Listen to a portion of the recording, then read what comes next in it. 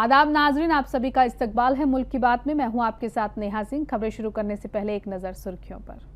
खान यूनिस में हमास का इजरायली फौज पर हमला, इंजीनियरिंग बटालियन के 7 इजरायली फौजी हलाक। इजराइल गजा में कर रहा नस्लकुशी, एमनेस्टी इंटरनेशनल भूखमरी को हथियार के तौर पर कर रहा है इस्तेमाल। गजा में 94 फिलिस्तीनी हुए हलाक, 45 लोग कर रहे थे मदद का इंतजार। हमास ने डोनाल्ड ट्रंप के 60 रोजा जंगबंदी पर लगाया ब्रेक, इस डील को कबूल करो, इससे बेहतर कुछ नहीं होगा, ट्रंप ने कहा।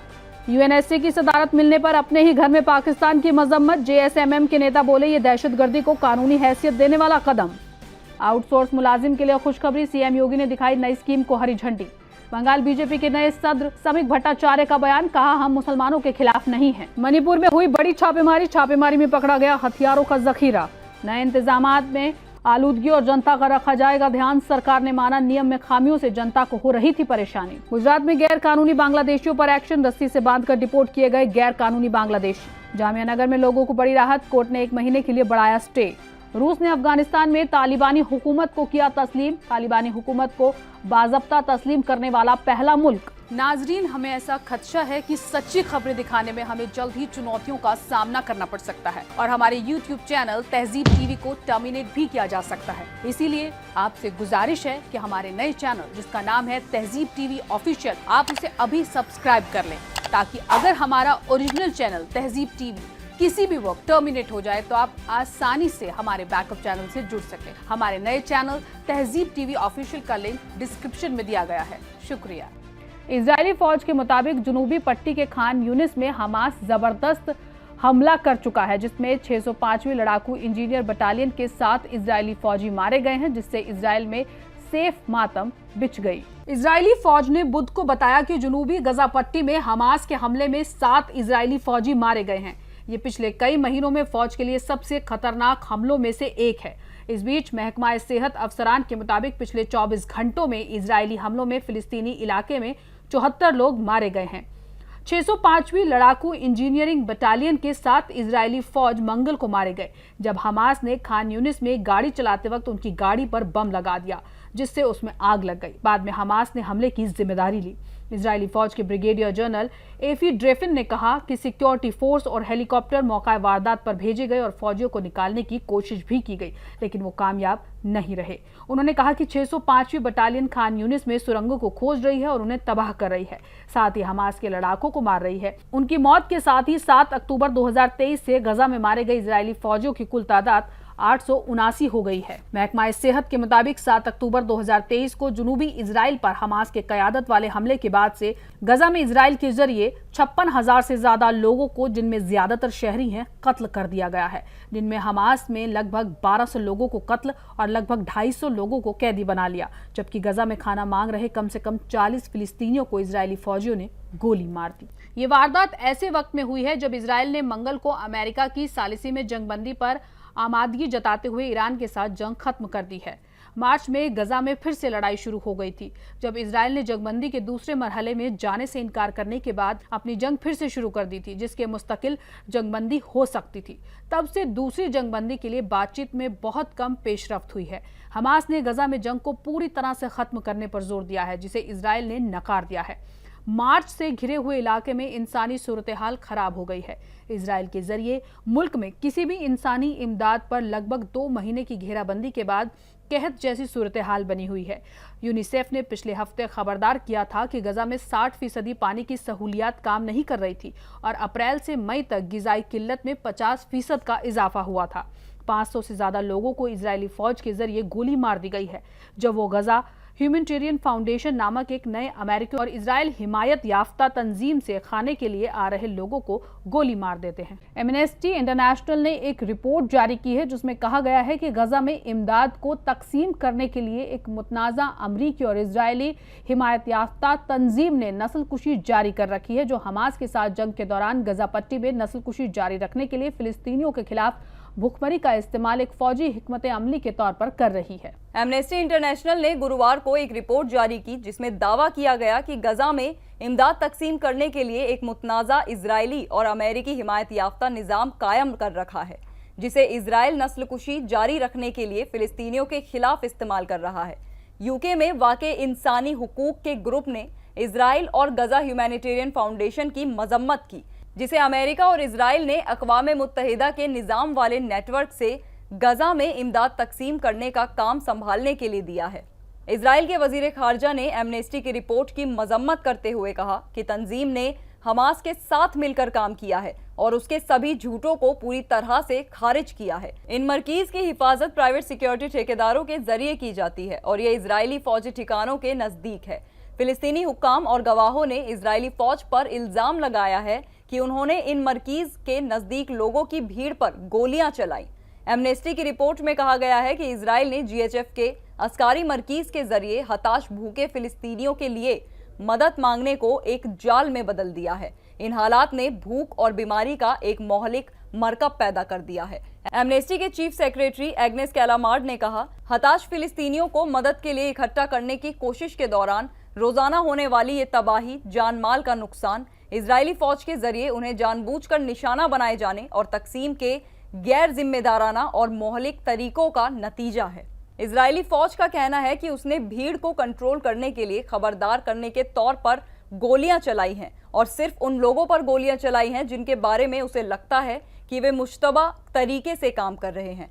वजारत खारजा और गजा में मदद के तालमेल के लिए जिम्मेदार इजरायली दिफाई इदारे COGAT ने कहा कि इजराइल ने 19 मई से गजा पट्टी में 3000 से ज्यादा इमदादी ट्रकों के दाखिले की सहूलत फराहम की है और GHF ने 56 मिलियन खाने के बराबर खाने के डिब्बे तकसीम किए हैं। इंसानी हुकूक की तंजीमों का कहना है कि ये रकम गजा में भारी जरूरतों को पूरा करने के लिए काफी नहीं है। महकमा सेहत ने कहा कि हवाई हमलों और गोलीबारी में रात भर गजा में 94 फिलिस्तीनी मारे गए हैं, जिनमें से 45 ऐसे थे जो बहुत जरूरी इंसानी इमदाद पाने की कोशिश कर रहे थे। इजराइल की फौज ने हमलों पर फौरन कोई तबसरा नहीं की। गजा ह्यूमैनिटेरियन फाउंडेशन से जुड़ी साइटों के बाहर 5 लोग मारे गए। ये गजा पट्टी की आबादी को खाने देने के लिए इजराइल के जरिए हिमायत याफ्ता एक नई अमेरिकी तंजीम है, जबकि 40 दूसरे लोग गजा पट्टी में दूसरी जगहों पर मदद का इंतजार करते हुए मारे गए। जुमेरात को इंसानी हुकूक की तंजीम एमनेस्टी इंटरनेशनल ने एक रिपोर्ट जारी की जिसमें दावा किया गया कि इजराइल और GHF ने फिलिस्तीनियों के खिलाफ भुखमरी की हिकमत अमली को मदद की शक्ल में फौजी कार्रवाई का हिस्सा बना रखा है। रिपोर्ट में कहा गया है कि इजराइल ने कब्जे वाले गजा पट्टी में फिलिस्तीनियों के खिलाफ भूख को हथियार की शक्ल में शहरियों पर इस्तेमाल जारी कर रखा है। तंजीम ने पिछले दिसंबर में एक रिपोर्ट में पहले इजराइल पर नस्लकुशी करने का इल्जाम लगाया था। इजराइल ने इल्जामात को सख्ती से खारिज कर दिया है और इंटरनेशनल अदालत में ऐसे दावों को चुनौती दे रहा है। बुध की रात और जुमेरात की सुबह पट्टी पर हुए हवाई हमलों में दर्जनों लोग मारे गए, जिसमें 15 लोग मुवासी इलाके में तंबुओं पर हुए हमलों से मारे गए थे, जहां कई पनाहगुज़ीन फिलिस्तीनी मौजूद थे। लोगों को पनाह देने वाले गजा शहर के एक स्कूल पर एक अलग हमले में भी 15 लोग मारे गए। अमेरिकी सदर डोनाल्ड ट्रंप के जरिए 60 रोजा गजा में जंगबंदी की तजवीज किए जाने के बाद इजराइल ने आर्जी हिमायत का मुजाहिरा किया, लेकिन हमास ने जंग के मुकम्मल खात्मे की गारंटी के बगैर इसको मानने से साफ तौर पर इनकार कर दिया। अमेरिकी सदर डोनाल्ड ट्रंप ने बुध को एक नई तजवीज का ऐलान किया था, जिसका मकसद गजा में इजराइल और हमास के बीच लगभग 21 महीने से चल रही जंग को रोकना है, जिसमें 60 रोजा जंगबंदी और तनाज़े को खत्म करने के लिए बातचीत की जाएगी। जबकि इजराइल ने इस मंसूबे के कुछ पहलुओं के लिए हिमायत का इशारा दिया है। हमास ने इसे पूरी तरह से कबूल करने से परहेज किया, इस बात पर जोर देते हुए कि किसी भी समझौते में पूरी तरह से जंगबंदी की तजवीज होनी चाहिए। इस जंगबंदी के दौरान कैदियों का तबादला, जुज़वी इजरायली फौज की वापसी और इंसानी इमदाद में बढ़ोतरी को लागू किया जाएगा। ट्रंप ने इस बात पर जोर दिया कि इस मुद्दत को जंग को मुस्तकिल बंद करने के लिए इस्तेमाल किया जाएगा। मुझे उम्मीद है कि मशरिक़ वुस्ता की भलाई के लिए हमास इस डील को कबूल करेगा, नहीं तो सूरत हाल बेहतर नहीं होगी, ये और भी बदतर होती जाएगी। सदर ने कहा कि हमास की रजामंदी की बुनियादी पर अगले हफ्ते की डील को आखिरी शक्ल दी जा सकती है। ट्रंप के ऐलान पर इजरायली हुक्काम ने अवामी सतह पर कोई तबसरा नहीं किया है।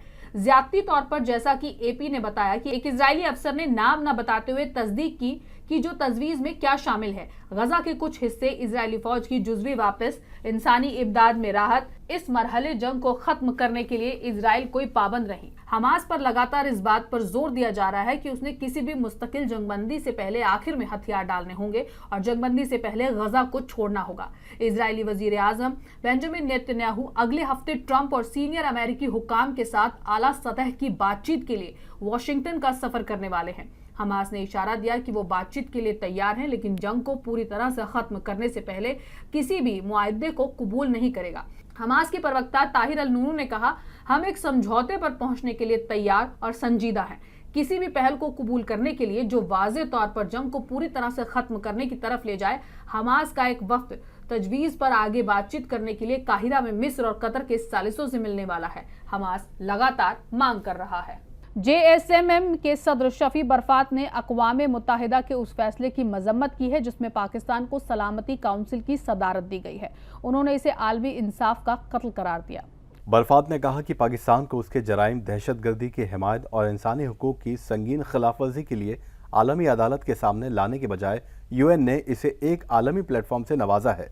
उन्होंने आलमी बिरादरी से इस फैसले पर नज़रसानी करने का मुतालबा किया है। उन्होंने खबरदार किया कि ऐसी हुकूमत को क़यादत देना, फासीवाद को ताकतवर बनाना, दहशतगर्दी को कानूनी हैसियत देना जैसा है। JSMM पाकिस्तान के सिंध प्रांत में एक सियासी पार्टी है जो सिंध को पाकिस्तान से अलग करने की वकालत करती है। बरफात ने कहा कि पाकिस्तान एक नाकाम मुल्क है जिसे एक पंजाबी अक्सरियत वाली फौज ने बनाए रखा है। उन्होंने पाकिस्तान पर डेथ स्क्वाड को चलाने, गायब करने की कार्रवाई और सियासी इख्तलाफात को दबाने के लिए लोगों पर जुल्म करने का इल्ज़ाम लगाया है। इसकी फौज और खुफिया एजेंसियां आलमी सतह पर नामजद दहशतगर्दों जैसे हाफिज सईद और मसूद अजहर को पनाह देती है। हाल ही में भारत में हुआ पहलगाम हमला इसकी ताज़ा मिसाल है। PTI के मुताबिक पाकिस्तान के पंजाब सूबे में मुहर्रम के दौरान फ़िरक़ावाराना तनाव भड़कने के लिए इंटरनेट मीडिया पर नफरत अंगेज तकरीर पोस्ट करने के इल्ज़ाम में 50 लोगों को गिरफ्तार किया गया है। पंजाब की वज़ीर आला मरियम नवाज ने ऐसे लोगों के खिलाफ कार्रवाई करने के लिए अहकाम जारी किए हैं। रूस अफगानिस्तान में तालिबान हुकूमत को बाज़ायाफ्ता तस्लीम करने वाला पहला मुल्क बन गया है। वजारत ने एक बयान में कहा कि अफगान हुकूमत को बाज़ायाफ्ता तस्लीम करने से हमारे मुल्क के बीच दो तरफा ताउन को बढ़ावा मिलेगा। रूस जुमेरात को अफगानिस्तान में तालिबान की हुकूमत को बाज़ाब्ता तस्लीम करने वाला पहला मुल्क बन गया। जब से उसने 2021 में इक़्तिदार पर कब्जा किया था, मास्को के जरिए उसको अपनी गैरकानूनी तंजीमों की लिस्ट से हटाने के बाद रूसी महकमा खारजा ने ऐलान किया कि उसे अफगानिस्तान के नए तैनात होने वाले सफ़ीर गुल हसन की असनाद मौसूल हुए हैं। वज़ारत ने एक बयान में कहा कि अफगान हुकूमत को सरकारी तौर पर तस्लीम करने से हमारे मुल्क के बीच नतीजा खेज दो तरफा ताउन को बढ़ावा मिलेगा। अफगानिस्तान के महकमा खारजा ने इसे एक तारीखी कदम बताया और तालिबान के वजीर खारजा आमिर खान मुत्ताकी के हवाले से कहा कि ये दूसरे मुल्कों के लिए एक अच्छी मिसाल है। पश्चिम बंगाल के नए बीजेपी चेयरमैन समीक भट्टाचार्य ने गुरुवार को कहा कि उनकी पार्टी मुसलमानों के खिलाफ नहीं है और वो एक ऐसी पश्चिम बंगाल चाहते हैं जहां मुहर्रम और दुर्गा पूजा जुलूस एक साथ बिना किसी दंगे, लड़ाई झगड़े के किए जा सके। अपने पहले स्पीच में राज्यसभा MP ने पिछले एक दशक में पश्चिम बंगाल में भाजपा की बढ़ती काबिलियत की बात की। राज्य की TMC हुकूमत पर युवाओं को रोजगार और ख्वातीन की सेफ्टी ना दे पाने जैसे इल्जाम लगाए। भट्टाचार्य ने एक कार्यक्रम में कहा, बीजेपी की लड़ाई मुसलमानों के खिलाफ नहीं है। जो लोग अपने हाथों में पत्थर रखते हैं, बीजेपी उनकी जगह किताबें लाना चाहती है। हम ऐसा बंगाल चाहते हैं जहां मुहर्रम और दुर्गा पूजा जुलूस एक साथ बिना किसी दंगे के मनाया जा सके। सीनियर बीजेपी लीडरों और लगभग 5000 पार्टी कारकुनान ने अपना काम संभाला। उन्होंने रियासत के हुकूमत के कानून इंतजामिया पर इल्जाम लगाया और कहा, ममता जी बहुत हो गया, भाजपा अगले इंतखाब में आपको हरा देगी। उन्होंने ममता हुकूमत को मुस्लिम लीग 2 सरकार कहा। मणिपुर में एक बड़ी छापेमारी की कार्रवाई हुई जिसमें छापेमारी के दौरान 11 ऑटोमेटिक राइफल, बारूद और देसी असला पकड़ा गया। आपको बता दें कि मणिपुर के चुराचंदपुर और बिष्णुपुर जिलों में सुरक्षा बलों ने कम से कम 11 गोला बारूद और जंग जैसे हथियार बरामद किए हैं। पुलिस ने बताया कि इन हथियारों में एक देशी AK राइफल और मैगजीन, एक लैथोड बंदूक मैगजीन के साथ 4 देशी पिस्तौल, 3 देशी सिंगल बैरल राइफल, एक देशी स्टेन कार्बाइन और 4 पंपी शामिल हैं।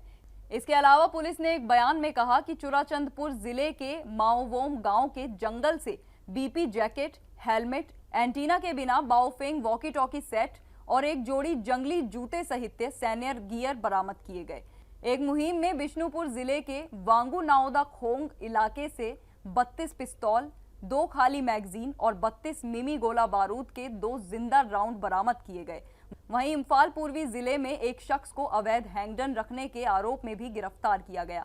बता दें कि हाल ही में अज्ञात हमलावरों ने मणिपुर के चुराचंदपुर जिले में एक कार पर अंधाधुंध गोलीबारी कर दी थी। इस गोलीबारी में 4 लोगों की मौत हो गई थी। वजीर आला योगी आदित्यनाथ ने उत्तर प्रदेश में आउटसोर्स कारकुनान के लिए एक बड़ा फैसला लिया है। उन्होंने उत्तर प्रदेश आउटसोर्स सेवा निगम बनाने की मंजूरी दे दी है। ये फैसला वजीर आला योगी की देखरेख में हुई एक अहम बैठक में लिया गया। इस फैसले से राज्य में काम करने वाले लाखों आउटसोर्स मुलाजमीन को समाजी और इकोनॉमी सिक्योरिटी मिल पाएगी। ये उनके लिए जरूरी कदम है। वजीर आला योगी ने हुक्म दिया है कि इन मुलाजिम को हर महीने की 5 तारीख तक सैलरी दी जाए। इसके अलावा भर्ती प्रक्रिया में रिजर्वेशन के इंतजाम को भी लागू किया जाएगा, जिसमें SC, ST, OBC, EWS, ख्वातीन, माजूर और साबिक फौजी को शामिल किया गया है। ज्यादातर तलाकशुदा और बेसहारा ख्वातीन को तरजीह दी जाएगी। नया कानून कंपनी एक्ट के तहत तैयार किया जाएगा। इसमें सचिव की सदारत में एक बोर्ड ऑफ डायरेक्टर और एक डायरेक्टर जनरल की भर्ती की जाएगी। कॉर्पोरेशन की तश्कील के बाद आउटसोर्स मुलाजमीन का न्यूनतम मानदेय 16 से 18 हजार रुपए महीना तय किया गया है। हालांकि आखिरी फैसला निगम बनने के बाद होगा। वजीर आला योगी ने अफसरों को साफ हुक्म दिए हैं कि मौजूदा वक्त में आउटसोर्स अहमकारों की खिदमत में खलल ना हो और उन्हें नई अपॉइंटमेंट्स में तरजीह दी जाए। साथ ही EPF, ESI और अन्य बैंकिंग फायदा भी तय किए जाएं। निगम एक रेगुलेटरी कमेटी के रूप में भी काम करेगा जो आउटसोर्स एजेंसियों की निगरानी करेगा। मुख्यमंत्री ने यह भी साफ किया कि रेगुलर पोस्ट पर आउटसोर्सिंग से भर्ती नहीं की जाएगी।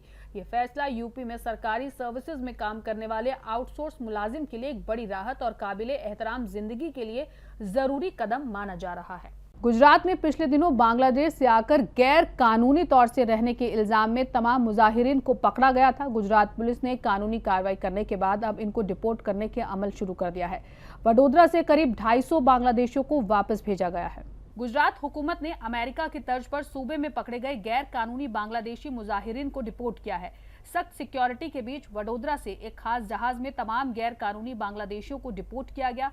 पिछले दिनों सूबे में बड़े पैमाने पर गैर कानूनी बांग्लादेशी अहमदाबाद, सूरत और वडोदरा समेत सूबे के तमाम हिस्सों से पकड़े गए थे। इसके बाद सूबे से वजारत दाखिला ने मरकजी एजेंसियों से मिलकर इन्हें डिपोर्ट करने का अमल शुरू कर दिया। पूरी कार्रवाई को ATS की देखरेख में किया गया। गुजरात पुलिस ने अमेरिकी तर्ज में बांग्लादेशियों को जिला वतन करने का अमल पूरा किया।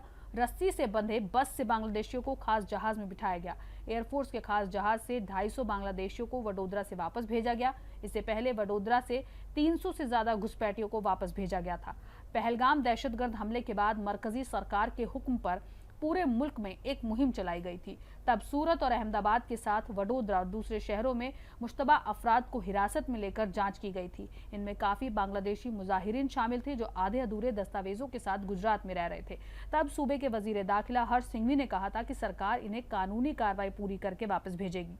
गैर कानूनी बांग्लादेशियों पर गुजरात के अहमदाबाद में बड़ा एक्शन हुआ था। अहमदाबाद शहर पुलिस ने चंडोला तालाब को तजावुजात से आज़ाद करवाया था। इस जगह पर काफ़ी तादाद में गैर कानूनी बांग्लादेशियों के रहने की तस्दीक हुई थी। इसके चलते पुलिस ने AMC की मदद से मिनी बांग्लादेश को जमींदोज करके बेशकीमती जमीन खाली करवाई थी। चंडोला झील के पास गैर कानूनी तमीरात पर 2 फेज में कार्रवाई की गई थी। संभल जामा मस्जिद को लेकर चल रहे तनाजे में एक और नई अर्जी दाखिल की गई है। इसमें मस्जिद में नमाज पर रोक लगाने की मांग की गई है। अर्जी गुजार का कहना है कि जब तक ये तय नहीं होता कि ये जगह मंदिर की है या फिर मस्जिद की, तब तक वहां किसी भी मजहबी एक्टिविटी की इजाजत नहीं दी जानी चाहिए। संभल की शाही जामा मस्जिद को लेकर चल रहे तनाजे पर एक और अर्जी दाखिल हुई है। इसमें मस्जिद में नमाज पढ़ने पर रोक लगाने की मांग की गई है। चंदौसी की अदालत ने इस पर सुनवाई के लिए 21 जुलाई की तारीख तय की है। यह अर्जी सिमरन गुप्ता ने लगाई है। उनका कहना है कि जब तक ये तय नहीं हो जाता कि ये जगह मंदिर की है या फिर मस्जिद की, तब तक किसी भी मजहब की इबादत या नमाज नहीं होनी चाहिए। उन्होंने मस्जिद को सील करने और उसे जिलाधिकारी की निगरानी में देने की मांग की। इससे पहले 19 नवंबर 2023 को 8 हिंदू अर्जी गुजारों ने अदालत में दावा किया था कि शाही जामा मस्जिद असल में हरिहर मंदिर है। उसी दिन अदालत ने हुक्म पर वहां पहला सर्वे हुआ था और 24 नवंबर को दूसरे सर्वे के दौरान हुए तशद्दुद में 4 लोगों की मौत और 29 पुलिसकर्मी जख्मी हो गए थे। तशद्दुद के बाद पुलिस ने समाजवादी पार्टी के सांसद जियाउर रहमान बर्क, मस्जिद कमेटी के सदर जफर अली समेत 2750 लोगों के खिलाफ मुकदमा दर्ज किया था। अब तक 96 लोगों को जेल भेजा जा चुका है। मामला हाईकोर्ट तक भी गया। हाईकोर्ट ने निचली अदालत में सुनवाई जारी रखने को कहा। अब 21 जुलाई को अदालत तय करेगी जब जगह मुतनाज़ा है तो फिर मस्जिद में नमाज रोक लगाई जाए या फिर नहीं। जामिया नगर में मुरादी रोड तोड़फोड़ मामले की सुनवाई साकेत कोर्ट में हुई, जिसमें कोर्ट ने स्टे ऑर्डर 26 जुलाई तक बढ़ा दिया है और डीडीए को कोर्ट में दस्तावेज जमा कराने का नोटिस जारी किया गया है। स्टे ऑर्डर की तारीख बढ़ने से लोगों ने एक बार फिर राहत की सांस ली है। हालांकि डीडीए की तोड़फोड़ की कार्रवाई को लेकर कयासों में अभी भी झिझक है। वहीं कानूनी जानकारों का कहना है कि अब डीडीए स्टे ऑर्डर हटवाने की कोशिश करेगा। इस मामले पर हाई कोर्ट और सुप्रीम कोर्ट में सुनवाई इसी महीने में होगी। इससे पहले सुनवाई में लोगों को कोर्ट के जरिए 1 महीने का वक्त मिल गया था। अब दिल्ली हाई कोर्ट और सुप्रीम कोर्ट में सुनवाई की तारीख नजदीक आ रही है। एक बार फिर इलाके में अटकलों का बाजार गर्म होने लगा है। डीडीए ने 51 जगहों पर नोटिस चिपकाए थे। इसके बाद लोगों ने कोर्ट का रुख किया था और 1 महीने की राहत ले ली थी। उधर कानूनी एक्सपर्ट का कहना है कि लोगों को स्टे जरूर मिल गया है, लेकिन अब जब मामले की सुनवाई बेंच करेगी तो जरूरी दस्तावेज पहले से तैयार होने चाहिए और मामलों की गंभीरता से पैरवी होनी चाहिए। बता दें, जामिया नगर के कई इलाकों में डीडीए और उत्तर प्रदेश हुकूमत ने दावा किया है कि यूपी हुकूमत का दावा है कि ये जमीन सिंचाई विभाग की है और वहीं डीडीए इसे अपनी जमीन बता रहा है। शहरी लोगों का कहना है कि वो इस इलाके में तब से रहते हैं जब भारत में सिंचाई विभाग बना भी नहीं था। मामला फिलहाल कोर्ट में है। कावड़ यात्रा और मुहर्रम लगभग एक साथ पड़ रहे हैं, जिसको लेकर उत्तर प्रदेश के प्रयागराज में खास एहतियात बरती जा रही है। जिला इंतजामिया ने सिक्योरिटी के खास इंतजाम पूरे कर लिए हैं। इंतजामिया ने दावा किया है कि 11 जुलाई से शुरू हो रही कावड़ यात्रा और 6 जुलाई को निकलने वाले मुहर्रम के जुलूस को पीसफुल और सही ढंग से पूरा करने के लिए सभी जरूरी कदम उठाए गए हैं। 6 जुलाई को निकलने वाले मुहर्रम के ताजिया जुलूस को लेकर भी इंतजामिया पूरी तरह से सतर्क है। डीएम ने बताया कि इस बार ताजियों की ऊंचाई 10 फीट से अधिक नहीं रखने की हिदायत दी गई है, जिससे बिजली के तारों से होने वाले हादसों को रोका जा सकेगा। बीते सालों में ऐसी कई हादसों के मामले सामने आए हैं, जिन्हें ध्यान में रखते हुए ये फैसला लिया गया है। अकीदतमंद की इंतजाम के लिए दशमेश्वर घाट पर महाकुंभ के तहत बनाए गए नए पक्के घाट का इस्तेमाल किया जाएगा, जहां जल पुलिस, एसडीआरएफ और गोताखोरों की तैनाती की गई है ताकि किसी भी इमरजेंसी हालात से जल्द निपटा जा सके। इसके अलावा कावड़ यात्रा के दौरान मांस और शराब की दुकानों को बंद रखने और डीजे की आवाज को कंट्रोल करने के हुक्म भी जारी किए गए हैं। अहम शिवालय जैसे कि मनकामेश्वर, सोमेश्वर और अन्य मंदिरों में साफ सफाई, रोशनी और सेफ्टी के इंतजाम किए गए हैं। नाज़रीन, मुल्क की बात में आज के लिए बस इतना ही। मुझे दीजिए इजाजत। आदाब।